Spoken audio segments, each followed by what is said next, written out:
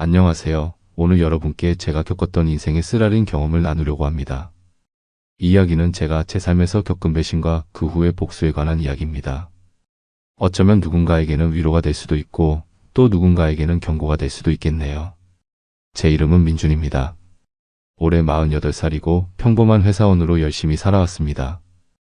별다른 특징도 없고 그저 성실하게 살아온 평범한 사람이었죠. 아내 서연은 43으로 결혼한 지 벌써 15년이 넘었어요. 처음엔 정말 행복했습니다. 서로 사랑하고 이해하며 살았으니까요. 하지만 시간이 흐르면서 서연이 점점 무기력해지는 것을 느꼈어요.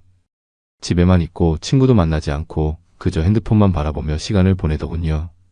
처음엔 단순한 권태기라고 생각했지만 그 상태가 지속되는 걸 보니 걱정이 되었습니다. 늘 활기차고 웃음이 많던 서연이 사라지고 그 자리에 무표정한 낯선 사람이 있는 것 같았거든요. 서연아, 우리 뭐 같이 할 수 있는 취미 없을까? 어느 날 저녁 용기를 내어 물었죠. 서연은 고개를 들어 저를 바라보더니 어깨를 으쓱했어요. 글쎄, 별로 생각해 본 적 없는데 그때 문득 떠올랐어요. 서연이 예전에 산을 좋아했다는 걸요. 젊었을 때 산악 동아리에서 활동했다는 얘기를 들었던 기억이 났거든요. 우리 등산 동호회 같은 거 가입해볼까? 내가 산 좋아했잖아. 서연의 눈에 잠시 빛이 스쳤어요. 오랜만에 보는 반응이었습니다. 그래도 될까? 난 체력이 많이 떨어졌을 텐데. 괜찮아, 우리 천천히 시작하면 돼. 주말에 가까운 산부터 오르는 거지. 함께하면 더 즐거울 거야. 그렇게 우리는 지역 등산 동호회에 가입했습니다. 처음엔 둘 다 어색하고 힘들었어요. 오랜만에 하는 운동이라 근육통에 시달리기도 했죠. 하지만 시간이 지날수록 서연의 표정이 밝아지는 걸 느낄 수 있었어요. 산 정상에 올랐을 때 성취감과 아름다운 경치가 서연에게 활력을 불어넣은 것 같았습니다. 민준 씨 고마워요. 이렇게 좋은 취미를 다시 시작하게 해줘서. 서연이 어느 날 갑자기 말했어요. 그녀의 얼굴에는 오랜만에 보는 진심 어린 미소가 있었습니다. 그 모습을 보니 가슴이 뭉클했어요. 드디어 예전에 서연이 돌아오는 것 같았거든요. 동호회 활동을 시작한 지 한 달 정도 지났을 때였어요. 서연은 점점 더 열정적으로 변해갔습니다. 새로운 등산복을 사고 장비를 연구하고 다음 산행을 계획하는 데 시간을 보내기 시작했죠. 저도 그런 서연을 보며 안도했어요. 우리 관계가 다시 회복되는 것 같았으니까요. 동호회 사람들도 다들 좋은 분들이었습니다. 특히 동호회 리더인 진우 씨는 넓은 지식과 경험을 가진 분이었어요. 48살이라는 나이가 무색할 정도로 건강하고 활력이 넘쳤죠. 서연을 포함한 모든 회원들에게 친절하게 등산 팁을 알려주고 어려운 코스에서는 손을 내밀어 도와주는 모습이 보기 좋았습니다. 서연은 특히 진우 씨의 지도에 열심히 따랐어요. 진우 선배가 정말 대단해요. 그분처럼 능숙하게 산을 오르고 싶어요. 라고 말하곤 했죠. 저는 그저 아내가 즐거워하는 모습에 흐뭇했습니다. 오랜만에 서연의 눈에서 빛을 보는 것만으로도 충분히 행복했으니까요. 그렇게 몇 달이 지났고 서연은 완전히 달라졌습니다. 무기력하고 우울했던 그녀는 이제 활기차고 자신감 넘치는 모습으로 변해 있었죠. 가끔은 혼자서도 가벼운 산행을 다녀오곤 했어요. 체력을 키우려면 꾸준히 해야 한대. 진우 선배가 그러더라고. 라며 웃던 서연의 얼굴이 지금도 선명합니다. 당시에는 모든 게 완벽해 보였어요. 아내가 건강을 되찾고 우리 부부관계도 회복되는 듯 했으니까요. 그 어떤 의심도 품지 않았습니다. 하지만 이제 돌이켜보면 그때가 폭풍 전의 고요함이었다는 것을 알 수 있네요. 사실 서연과의 결혼 생활은 처음부터 완벽한 것은 아니었어요. 결혼 초기부터 우리는 성격 차이로 인한 작은 갈등들을 겪었죠. 서연은 활동적이고 사교적인 성격이었고 저는 조용하고 내성적인 편이었거든요. 하지만 서로를 보완하며 균형을 맞춰왔습니다. 그녀가 제게 활력을 불어넣어 주었고 저는 그녀에게 안정감을 주었죠. 하지만 세월이 흐르면서 그 균형이 서서히 깨지기 시작했어요. 직장에서의 스트레스, 일상의 반복, 그리고 나이가 들면서 찾아오는 여러 변화들. 모든 것이 우리 관계에 영향을 미쳤습니다. 특히 서연은 자신의 젊음이 빠르게 지나가는 것에 두려움을 느끼는 것 같았어요. 40대에 접어들면서 그녀는 종종 거울 앞에서 한숨을 쉬곤 했죠. 민준 씨, 난 정말 늙어버린 것 같아요. 그럴 때마다 저는 그녀를 안아주며 넌 여전히 아름다워라고 말했지만 그런 위로가 충분하지 않았던 모양이에요. 서연은 점점 더 자신감을 잃어갔고 그 결과로 우울함과 무기력함에 빠져들었던 겁니다. 그런 서연에게 등산 동호회는 말 그대로 구원과도 같았죠. 신선한 공기, 아름다운 자연, 그리고 성취감. 이 모든 것들이 그녀에게 활력을 불어넣었어요. 그리고 진우라는 사람이 그녀에게 특별한 관심을 보이기 시작했죠. 처음에는 그저 동호회 리더로서 신입 회원을 돕는 모습으로만 보였습니다. 하지만 지금 생각해보면 그는 서연의 취약한 상태를 알아차리고 접근한 것 같아요. 경험 많은 사냥꾼처럼 말이죠. 시간이 흐르면서 서연의 행동에 조금씩 변화가 생기기 시작했어요. 처음에는 별거 아닌 것처럼 느껴졌지만 점점 이상한 거리감이 생겼습니다. 주말마다 동호회 활동으로 바빠지더니 이제는 평일 저녁에도 개인 트레이닝이라며 나가는 날이 많아졌거든요. 오늘도 사내가? 어느 날 물었더니 서연은 살짝 당황한 표정을 지으며 대답했어요. 응, 다음 주에 있을 큰 산행 준비를 해야 해서. 등산화도 새로 샀는데 길들이려고. 그 말을 들으며 무언가 이상하다는 느낌이 들었지만 그저 그래, 조심히 다녀와라고 말했습니다. 아마도 제가 너무 예민해진 걸까 생각했죠. 서연이 취미에 몰두하는 건 좋은 일이니까요. 하지만 거기서 끝나지 않았어요. 서연의 핸드폰 사용 습관도 변했습니다. 전에는 별 신경 쓰지 않고 아무데나 두던 핸드폰을 이제는 비밀번호를 바꾸고 늘 몸에 지니고 다녔어요. 메시지가 오면 화면을 가리거나 다른 방으로 가서 통화하곤 했죠. 요즘 유독 통화가 많네. 어느 날 저녁 서연이 베란다로 나가 소곤소곤 통화하는 모습을 보고 물었습니다. 서연은 잠시 굳은 표정을 지었다가 곧 웃으며 대답했어요. 동호회 단체 채팅방이 너무 시끄러워서. 다들 열심히들 하니까. 그렇게 말하는 서연의 얼굴에는 미묘한 변화가 있었습니다. 눈을 마주치지 않고 손가락으로 테이블을 톡톡 두드리는 모습이 왠지 불안해 보였죠. 하지만 저는 그저 서연이 웃는 게 어디냐며 의심을 접었습니다. 오랜만에 회복된 아내의 활력을 제가 의심으로 깨고 싶지 않았거든요. 그런데 어느 날 서연의 행동이 결정적으로 이상해졌어요. 늘 함께 가던 주말 등산을 갑자기 혼자 가겠다고 했거든요. 이번엔 왜 같이 안 가? 또 물었더니 서연은 머뭇거리며 대답했습니다. 이번엔 좀 고급 코스를 시도해보려고. 민준 씨는 아직 그 정도 체력이 안 되잖아. 내가 먼저 가서 코스 파악하고 다음에 같이 가자. 그 말을 들으며 가슴 한구석이 찔렸어요. 맞는 말이었어요. 저는 서연만큼 열심히 하지 않았고 체력도 그녀만큼 좋지 않았으니까요.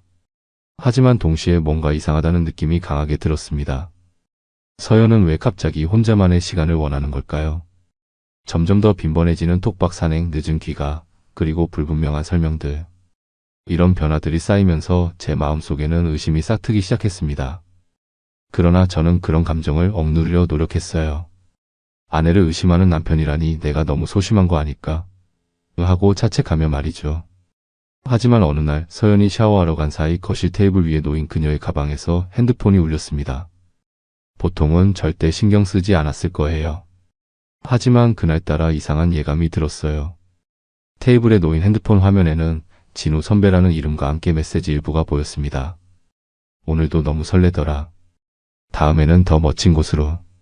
가슴이 철렁 내려앉았어요. 손이 떨리기 시작했습니다. 이건 분명 등산에 관한 얘기겠지, 다른 의미는 없을 거야 라고. 스스로를 달래면서도 그 메시지가 주는 느낌은 완전히 달랐어요. 하지만 확신할 수 없었습니다. 증거가 필요했죠. 그날 이후로 저는 서연을 더 주의 깊게 관찰하기 시작했습니다. 그녀가 핸드폰을 사용하는 방식, 말투, 행동 하나하나에 신경을 쓰게 되었어요. 미치도록 괴로웠지만 진실을 알아야 했습니다. 결혼 15년 우리 사이에 비밀이란 없었을 텐데 말이죠. 서연의 변화는 단순히 행동뿐만이 아니었어요.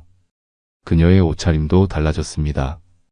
평소에는 편안한 옷을 즐겨 입던 그녀가 갑자기 화려한 원피스나 세련된 블라우스를 입기 시작했죠. 향수도 전에 없던 새로운 향으로 바꿨고 화장도 더 신경 써서 하는 것 같았어요. 산에 가는데 왜 이렇게 꾸미지?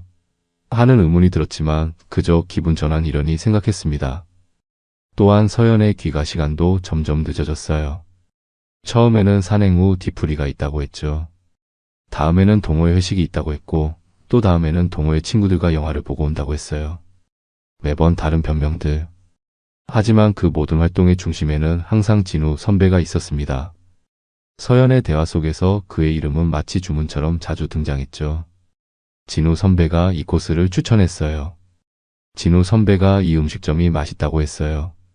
진우 선배의 등산 기술이 정말 대단해요. 그때마다 저는 웃으며 고개를 끄덕였지만 속으로는 점점 더 불안해졌어요. 특히 서연이 집에 돌아왔을 때 보이는 표정이 가장 마음에 걸렸습니다. 그녀의 눈은 어딘가 멍하면서도 기쁨으로 빛나고 있었거든요. 마치 행복한 비밀을 간직한 사람처럼 말이죠. 그러던 어느 날 서연이 핸드폰을 충전하러 놓고 샤워를 하러 간 사이 핸드폰이 울렸어요. 보통은 남의 핸드폰을 함부로 보지 않는 제가 그만 호기심을 이기지 못하고 화면을 봤습니다. 진우 선배에게서 온 메시지였죠. 어제 너무 행복했어. 내 목소리가 계속 귓가에 맴돌아. 그 순간 제 마음속에는 작은 균열이 생겼습니다. 아직 확신할 수는 없지만 이건 분명 단순한 동호회 관계를 넘어선 뭔가가 있다는 신호였어요. 하지만 서연을 직접 추궁금하기에는 아직 증거가 부족했습니다. 그래서 저는 계속해서 관찰하기로 했어요. 진실이 무엇이든 저는 그것을 받아들일 준비를 해야 했으니까요. 그렇게 몇 주가 지나던 어느 날 제 의심은 현실이 되었어요. 서연이 샤워하는 동안 저는 그녀의 가방을 뒤지게 되었습니다. 그건 제가 평소에 절대 하지 않았을 행동이에요. 하지만 그 순간 무언가에 이끌리듯 손이 움직였죠. 가방 안에는 두 장의 종이가 있었어요. 하나는 서울 근교 한 유명 펜션의 예약 확인서였고 다른 하나는 동호회 단체 채팅방을 캡처해 인쇄한 것처럼 보이는 종이였습니다. 보통은 눈에 띄지 않았을 테지만 특정 대화가 형광펜으로 표시되어 있었어요. 진우 이번 주말 계획 있어? 서연 아직 없어요. 왜요? 진우 단둘이 산에 가자. 비밀스러운 장소 알려줄게. 서연 좋아요. 민준이한테는 동호회 정기 산행이라고 할게요. 진우 오늘도 설레네. 다음에는 더 특별한 곳으로 데려갈게. 그 순간 제 세계가 무너져 내리는 걸 느꼈어요. 숨이 막히고 가슴이 조여들었습니다. 눈앞이 새하얘졌고 손에 든 종이가 떨어질 정도로 충격을 받았죠. 15년을 함께한 아내가 제가 그토록 사랑하고 신뢰했던 사람이 저를 배신했다는 사실을 받아들이기가 너무 어려웠습니다. 그런데 충격적인 것은 그들의 대화 내용만이 아니었어요. 서연이 이걸 인쇄해서 갖고 다닌다는 사실이 더 충격적이었습니다. 마치 그들의 비밀스러운 관계를 기념하듯이 말이죠. 그 순간 분노가 치밀어 올랐어요. 하지만 곧바로 서연에게 따지기보다는 더 확실한 증거를 모으기로 결심했습니다. 페이퍼를 원래 자리에 넣고 서연이 샤워를 마치고 나올 때쯤 침대에 누워 잠든 척했어요. 그날 밤 저는 한숨도 자지 못했습니다. 머릿속에서는 계속해서 그들의 대화가 맴돌았고 가슴은 찢어질 듯 아팠죠. 어떻게 저희 부부 사이에 이런 일이 일어날 수 있을까요? 무엇이 서연을 다른 남자에게 마음을 빼앗기게 만들었을까요? 그리고 진우는 동호회 멤버들 모두에게 친절한 척하면서 뒤에서는 제 아내를 유혹하다니. 다음날 아침 아무 일도 없었던 것처럼 행동했어요. 서연에게 평소와 같이 오늘도 좋은 하루 보내라고 인사했죠. 하지만 제 마음은 이미 얼음장처럼 차갑게 식어 있었습니다. 이제 필요한 건 확실한 증거였어요. 그들을 현장에서 잡아야만 했습니다. 그날 밤 침대에 누워 천장을 바라보며 지난 시간들을 돌이켜 보았습니다. 서연과의 만남, 연애 시절, 결혼, 그리고 함께 쌓아온 15년의 세월. 그 모든 것이 거짓이었을까요? 아니면 언제부턴가 우리 사이에 균열이 생기기 시작한 걸까요? 결혼 초기에는 정말 행복했습니다. 서연은 언제나 활기차고 사랑스러웠어요. 함께 여행을 다니고 맛있는 음식을 먹고 서로의 꿈과 희망에 대해 이야기하며 밤을 지새우곤 했죠. 그때 우리는 세상의 어떤 어려움도 함께라면 이겨낼 수 있을 것 같았습니다. 하지만 시간이 흐르면서 일상이 반복되고 서로에 대한 관심이 줄어들기 시작했어요. 저는 직장에서의 승진을 위해 더 많은 시간을 일에 투자했고 서연은 점점 외로움을 느꼈을지도 모릅니다. 그런 틈을 진우가 파고든 걸까요? 생각해보면 그동안 서연이 보내는 신호들을 제가 너무 무시했던 것 같아요. 그녀가 더 많은 대화를 원했을 때 저는 피곤하다는 핑계로 TV만 보곤 했죠. 함께 외출하자고 할 때도 일이 바쁘다며 거절한 적이 많았고요. 어쩌면 저도 이런 상황에 일정 부분 책임이 있는 걸까요? 하지만 곧바로 그런 생각을 떨쳐냈습니다. 관계에 문제가 있다고 해도 배신은 결코 정당화될 수 없어요. 서연이 불만이 있었다면 저와 직접 대화했어야 했습니다. 뒤에서 다른 남자를 만나는 것이 아니라요. 다음날 저는 회사의 전화에 몸이 좋지 않다며 휴가를 냈습니다. 머릿속은 복잡했지만 한 가지는 확실했어요. 이 상황을 명확하게 해결해야 한다는 것. 그러기 위해서는 더 구체적인 증거가 필요했습니다. 서연이 직장에 간 후 저는 집안을 사사치 뒤지기 시작했어요. 그리고 그녀의 서랍 깊숙한 곳에서 작은 상자를 발견했습니다. 그 안에는 진우와 함께 찍은 사진들, 손으로 쓴 편지, 그리고 작은 선물들이 있었어요.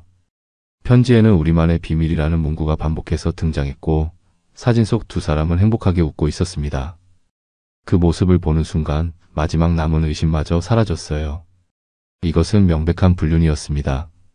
그날부터 저는 철저히 계획을 세웠어요. 서연이 말한 다음 주 정기 산행 날짜를 확인했고 그날 회사에 휴가를 냈습니다. 서연에게는 중요한 회의가 있어서 참석하지 못한다고 거짓말을 했어요. 평소와 달리 그녀는 제가 참석하지 못한다는 소식에 별로 실망하지 않는 것 같았습니다. 산행 당일 저는 서연보다 먼저 집을 나섰어요. 회사로 출근하는 척했지만 사실은 조금 떨어진 곳에 차를 세워두고 서연을 미행할 준비를 했습니다. 가방 안에는 디지털 카메라와 작은 비디오 녹화기를 넣어두었어요. 증거를 확실하게 남기기 위해서였죠. 약 1시간 후 서연이 집을 나섰습니다. 평소와 달리 화장도 진하게 하고 향수도 뿌린 것 같았어요.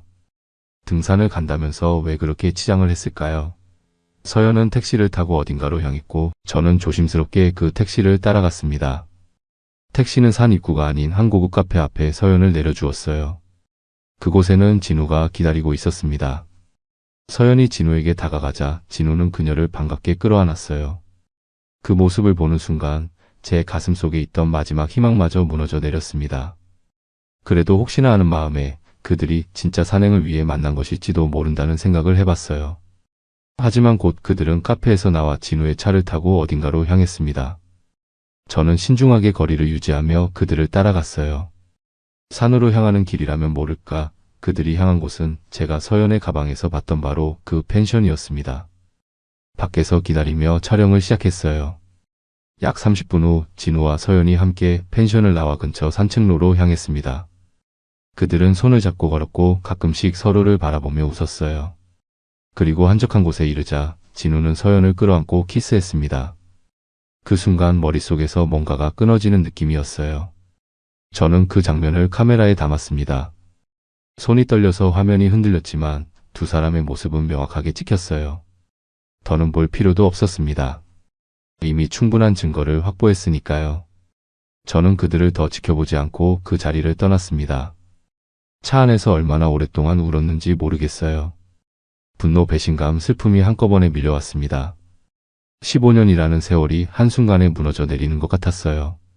하지만 이내 마음을 다잡았습니다. 이제 할 일이 있었으니까요. 집에 돌아온 저는 모든 증거를 정리하고 다음 단계를 계획했습니다. 서연에게 곧바로 이 사실을 따지고 싶었지만 더 효과적인 방법이 있었어요. 그들이 가장 편안하게 느끼는 그 장소, 그들의 비밀스러운 장소에서 모든 것을 끝내기로 결심했습니다. 차 안에서 진정이 된 후 저는 펜션 근처 작은 카페로 자리를 옮겼습니다. 그곳에서 커피를 마시며 제가 찍은 사진과 영상을 자세히 살펴봤어요. 화면 속에서 서연과 진우는 마치 오랜 연인처럼 자연스러웠습니다. 서로를 바라보는 눈빛, 손을 잡는 방식, 키스하는 모습. 모든 것이 단순한 일시적 감정이 아닌 깊은 관계임을 보여주고 있었어요. 특히 제 가슴을 후벼 파는 것은 서연의 표정이었습니다. 그녀는 정말 행복해 보였어요. 저와 함께 있을 때는 결코 보여주지 않았던 환한 미소와 반짝이는 눈동자. 그런 모습을 다른 남자 앞에서 보여준다는 사실이 저를 미치게 했습니다. 카페에 앉아 창밖을 바라보며 저는 우리의 결혼 생활을 돌이켜보았어요. 정말 서연을 사랑했습니다. 그녀의 웃음소리, 취미, 꿈, 심지어 그녀의 단점까지도 모두 사랑했어요. 결혼 생활 동안 크고 작은 갈등도 있었지만 항상 함께 극복해왔다고 생각했습니다. 그런데 지금 와서 보니 어쩌면 저만 그렇게 생각했던 건 아닐까요? 서연은 언제부터 저에게 마음이 식었을까요? 언제부터 다른 남자를 찾아 나섰을까요? 그리고 왜 정직하게 이혼을 요구하지 않고 이렇게 뒤에서 배신을 선택한 걸까요? 수많은 질문들이 머릿속을 맴돌았지만 답은 없었습니다. 그날 저녁 서연이 집에 돌아왔을 때 저는 평소와 같이 행동했습니다. 오늘 산행은 어땠어? 라고 물었죠. 서연은 잠시 눈을 피하더니 곧 자연스러운 표정을 지으며 대답했어요. 좋았어요. 날씨도 좋고 경치도 정말 멋졌죠. 그 순간 거짓말하는 그녀의 모습을 보며 이상한 감정이 들었습니다. 분노보다는 일종의 연민 같은 것이었어요. 어떻게 이렇게 자연스럽게 거짓말을 할 수 있을까? 그동안 얼마나 많은 거짓말을 해왔을까? 그리고 그녀는 정말 괜찮은 걸까? 이런 생활을 하면서도. 하지만 곧 그런 감정들을 접어두었습니다. 저는 이미 결심을 했으니까요. 이번 주말 서연에게 둘만의 산행을 제안할 것입니다. 그리고 그 산 정상에서 모든 진실을 마주하게 할 거예요. 더 이상의 거짓말은 없어야 했습니다. 다음날 저는 변호사를 만났습니다. 모든 증거를 보여주고 앞으로의 절차에 대해 상담했어요. 변호사는 제가 확보한 증거들이 매우 확실하다며 이혼 소송과 위자료 청구에 유리할 것이라고 말했습니다. 그리고 진우에 대한 상간남 소송도 가능하다고 조언해 주었죠. 법적인 준비를 마친 후 이제 남은 것은 직접 대면하는 일뿐이었습니다. 주말이 다가오면서 저는 점점 더 긴장되었지만 동시에 이상하게 평온한 느낌도 들었어요. 마침내 모든 진실이 드러나고 이 고통스러운 상황이 종결된다는 생각 때문이었을까요? 일주일 후 저는 서연에게 제안했어요. 이번 주말에 우리끼리 산행 어때? 요즘 너무 바빠서 둘이 함께 시간을 보내지 못했잖아. 서연은 잠시 망설이더니 그래도 될까? 난 요즘 좀 고급 코스를 다니는데 라고 말했습니다. 괜찮아. 너랑 함께라면 어떤 코스든 갈 수 있어. 우리 옛날처럼 재미있게 보내자. 서연은 잠시 생각하더니 동의했어요. 아마도 한 번쯤은 남편과의 시간도 가져야 한다고 생각했거나 아니면 의심을 피하기 위해서였을 겁니다. 어쨌든 그녀는 제 제안을 받아들였고 그것만으로도 충분했습니다. 주말이 되었고 우리는 함께 산으로 향했어요. 평소와 다른 점이 있다면 제가 가방 안에 증거물들을 챙겨왔다는 것뿐이었습니다. 산을 오르는 동안 서연은 평소보다 조금 긴장한 듯 했어요. 아마도 진우와의 관계가 마음에 걸렸던 걸까요? 아니면 남편과 단둘이 있는 것이 어색했던 걸까요? 우리는 산 정상을 향해 천천히 올라갔습니다. 예전처럼 서로 도우며 대화도 나누면서요. 하지만 제 마음은 이미 얼음장처럼 차가워져 있었어요. 서연의 말 한마디, 웃음소리 하나에도 이 웃음을 진우에게도 보여주었겠지라는 생각이 들었으니까요. 마침내 정상에 도착했을 때 서연은 환하게 웃으며 말했어요. 와, 정말 멋진 경치다. 오랜만에 민준 씨랑 오니까 더 특별한 것 같아. 그 말을 들으며 저는 주머니에서 핸드폰을 꺼냈습니다. 그래? 근데 내가 특별한 건 또 있어. 서연이 의아한 표정으로 저를 바라봤어요. 그때 저는 진우와 서연이 펜션 앞에서 키스하는 사진을 그녀에게 보여주었습니다. 이것도 특별한 순간이야. 서연의 얼굴에서 핏기가 싹 가셨어요. 그녀의 눈이 커지고 입이 벌어졌지만 아무 말도 나오지 않았습니다. 이어서 저는 그들의 대화가 담긴 종이를 꺼내들었어요. 이것도 있지. 단둘이 산에 가자. 비밀스러운 장소, 민준이한테는 정기 산행이라고 할게요. 어때? 내가 얼마나 바보처럼 보였을까? 서연은 떨리는 목소리로 말을 시도했어요. 민준 씨, 이건 그냥 뭐? 그냥 바람, 그냥 배신, 그냥 15년 결혼 생활을 배신한 거. 서연의 눈에서 눈물이 흘러내렸어요. 하지만 저는 더 이상 그녀의 눈물에 동요되지 않았습니다. 너무 많은 밤을 눈물로 지새웠으니까요. 숨 쉬는 것도 아깝다. 넌 끝났어. 그 말과 함께 저는 모든 증거를 다시 가방에 넣었어요. 서연은 무릎을 꿇고 용서를 빌었습니다. 제발 한 번만 용서해줘. 정신이 혼미했던 거야. 다시는 이런 일 없을 거야. 하지만 저는 더 이상 그녀의 말을 믿지 않았어요. 믿음이란 게 한번 깨지면 다시 회복되기 어렵잖아요. 특히 이렇게 철저한 배신 앞에서는요. 넌 이미 선택했어. 그 선택의 결과를 받아들여. 그렇게 말하고 저는 먼저 산을 내려가기 시작했습니다. 뒤에서 서연이 절규하는 소리가 들렸지만 더 이상 돌아보지 않았어요. 제 마음속에서 서연은 이미 죽었으니까요. 우리가 선택한 산은 서울 근교의 아름다운 명산이었습니다. 맑은 하늘, 선선한 바람, 울창한 숲. 평소 같았으면 정말 즐거운 산행이 되었을 거예요. 하지만 그날은 달랐죠. 제 가슴 속에는 분노와 배신감이 가득했고 서연은 제가 모든 것을 알고 있다는 사실을 눈치채지 못한 채 어색하게 웃고 있었으니까요. 산을 오르는 내내 저는 서연을 관찰했습니다. 그녀의 걸음걸이, 주변 경치를 바라보는 눈빛, 저와 나누는 대화. 모든 것이 예전과 다르게 느껴졌어요. 이제는 그녀의 모든 행동이 거짓으로 보였으니까요. 서연이 집에서 자신을 치장하는데 얼마나 시간을 들였는지도 더 자세히 보였습니다. 평소보다 더 화려한 등산복, 살짝 바른 듯한 화장, 그리고 은은히 풍기는 향수 냄새. 모두 누군가를 위한 준비였겠죠. 저를 위한 건 아니었을 테니까요. 정상에 거의 다다랐을 때 서연이 물었어요. 민준 씨, 오랜만에 같이 산에 오르니 기분이 어때요? 그 순간 저는 거의 웃음이 나올 뻔했습니다. 이 모든 상황이 너무 비현실적으로 느껴져서요.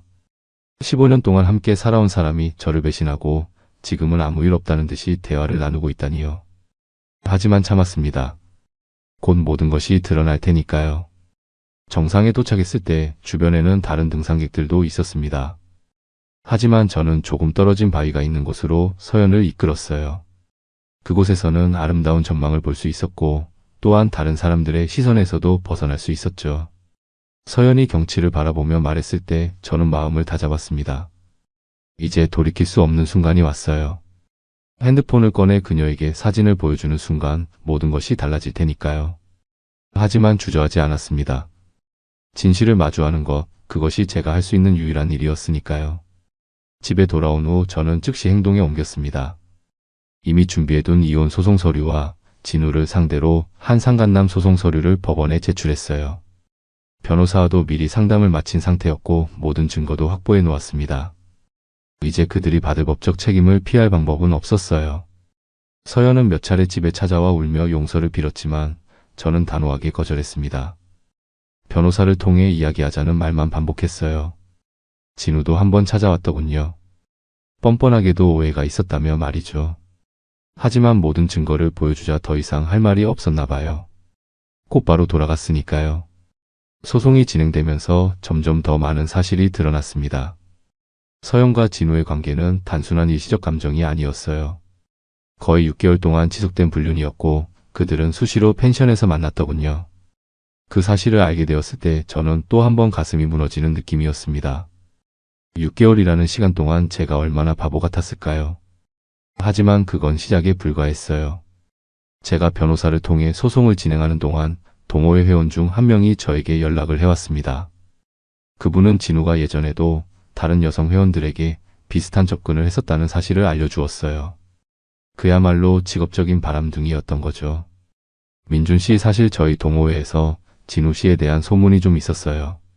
하지만 증거가 없었고 또 그분이 리더라 함부로 말하기도 그랬죠. 서연 씨가 그런 줄은 정말 몰랐어요. 그 말을 들으니 분노가 치밀어 올랐어요. 진우는 자신의 지위를 이용해 동호회 여성들을 노렸던 거였습니다. 그리고 서연은 그런 사람에게 넘어가 15년 결혼 생활을 한순간에 내던진 거였죠. 증거가 확실했기에 소송은 빠르게 진행되었습니다. 그리고 예상치 못한 일이 벌어졌어요. 제가 소송을 제기한 것을 알게 된 동호회. 내 다른 회원들이 진우의 또 다른 행적들을 폭로하기 시작한 것입니다. 그는 동호회를 자신의 사냥터로 삼아 여러 기혼 여성들에게 접근해왔던 것으로 밝혀졌어요. 그 소식이 동호회 단톡방에 퍼지자 순식간에 파장이 커졌습니다. 진우와 서연은 동호회에서 완전히 왕따가 되었고 그들의 불륜 영상과 대화 내용이 회원들 사이에 공유되었어요. 물론 제가 직접 퍼뜨린 건 아닙니다. 하지만 누군가 소장 내용을 캡처해서 공유했고 그것이 걷잡을 수 없이 퍼진 거죠. 그들은 순식간에 사회적으로 매장되었습니다. 특히 진우는 평판이 무너지면서 직장에서도 눈치를 받기 시작했어요. 그가 다니던 회사의 대표가 바로 동호회 회원의 친척이었거든요. 소문은 빠르게 퍼지게 마련이잖아요. 서연 역시 마찬가지였습니다. 그녀가 파트타임으로 일하던 직장에서도 소문이 퍼져 눈치를 주기 시작했다고 해요. 한 번의 실수가 두 사람의 인생을 어떻게 망가뜨릴 수 있는지 보여주는 사례였죠. 저는 그 모든 소식을 들으며 복잡한 감정에 휩싸였습니다. 한편으로는 그들이 받아 마땅한 대가라고 생각했고 다른 한편으로는 한때 사랑했던 사람이 그렇게 몰락하는 모습을 보는 것이 마음 아프기도 했어요. 하지만 그 아픔은 제가 받은 상처에 비하면 아무것도 아니었습니다. 유유상종이라더니 결국 둘 다 자신들이 뿌린 씨앗에 결실을 거두는 거야. 동호회 회원 중 한 분이 저에게 보낸 문자였어요. 그 말에 어떻게 답해야 할지 몰랐습니다. 사실 저는 복수를 원했지만 그들이 그렇게 철저히 몰락할 줄은 몰랐으니까요. 하지만 세상은 그렇게 돌아가나 봅니다. 남에게 상처를 주면 그 상처만큼 돌아오는 법이죠.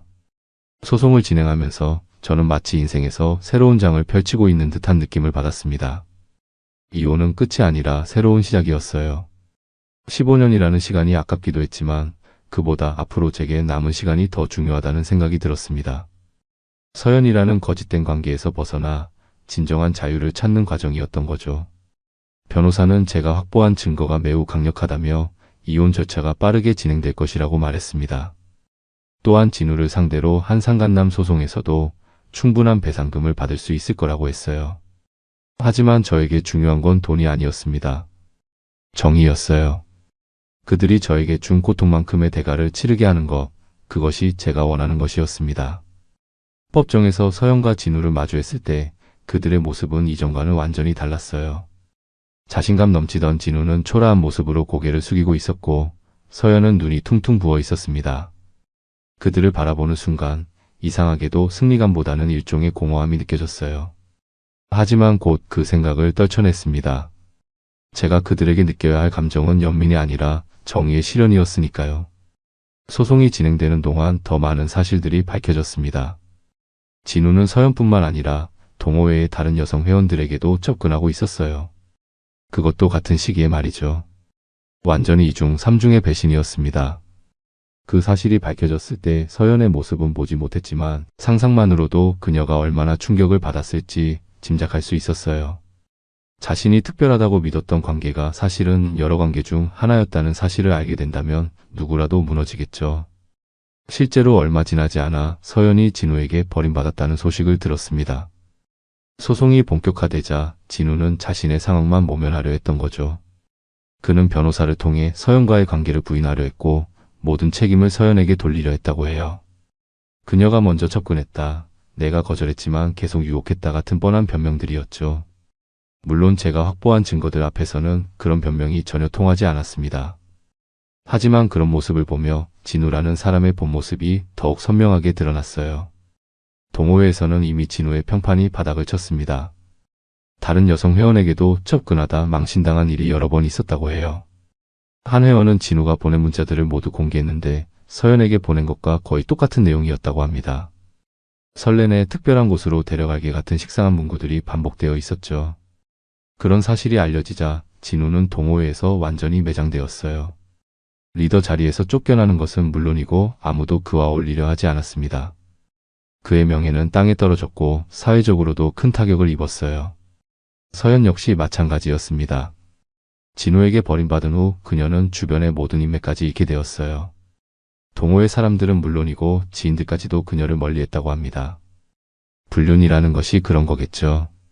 사회적으로 용납되지 않는 행동이니까요. 그녀가 얼마나 고립되고 외로웠을지 상상이 갑니다. 하지만 저는 더 이상 그녀를 위로할 마음이 없었어요. 그녀가 스스로 선택한 길이었으니까요. 그 선택의 결과를 받아들이는 것 또한 그녀의 몫이었습니다. 소송은 예상보다 빨리 마무리되었어요. 모든 증거가 명확했고 그들도 더 이상 부인할 수 없었으니까요. 저는 재산분할 없이 이혼을 마무리했고 진우로부터는 상당한 금액의 손해배상금까지 받아냈습니다. 법정에서 마지막으로 서연을 봤을 때 그녀는 완전히 달라져 있었어요. 생기 넘치던 얼굴은 온데간데였고 해숙하고 지친 모습이었습니다. 눈에는 깊은 후회와 절망이 서려 있었죠. 하지만 저는 더 이상 그런 모습에 동요되지 않았어요. 그녀가 저에게 준 상처가 너무 깊었으니까요. 판사가 최종 판결을 내릴 때 서연은 고개를 숙인 채 울고 있었습니다. 반면 진우는 표정 하나 변하지 않은 채 차갑게 앉아 있었어요. 그 모습을 보며 생각했습니다. 서연은 저런 남자를 위해 나를 버렸구나. 법정을 나서는 순간 이상하게도 마음이 가벼워지는 느낌이었어요. 마치 무거운 짐을 내려놓은 것 같았습니다. 이제 모든 것이 끝났다는 생각에 안도감마저 들었어요. 새로운 시작을 할 수 있다는 희망이 보였으니까요. 소송 과정에서 가장 놀라운 사실 중 하나는 진우의 과거였습니다. 변호사가 그에 대한 조사 결과를 알려주었는데 그는 이전에도 비슷한 문제로 2번이나 소송을 당한 적이 있었어요. 모두 기혼 여성들과의 불륜 관계에서 비롯된 일이었죠. 그야말로 직업적인 불륜남이었던 겁니다. 그 사실을 알게 되었을 때 서연이 얼마나 충격을 받았을지 상상이 됐어요. 자신이 특별하다고 생각했던 관계가 사실은 그의 여러 사냥 중 하나에 불과했다는 사실을 말이죠. 진호에게 서연은 그저 또 하나의 전리품에 불과했던 겁니다. 그 후 몇 주 동안 저는 생각할 시간이 많았어요. 서연과의 15년 결혼 생활, 함께했던 추억들, 그리고 그 모든 것이 어떻게 이렇게 끝나게 되었는지.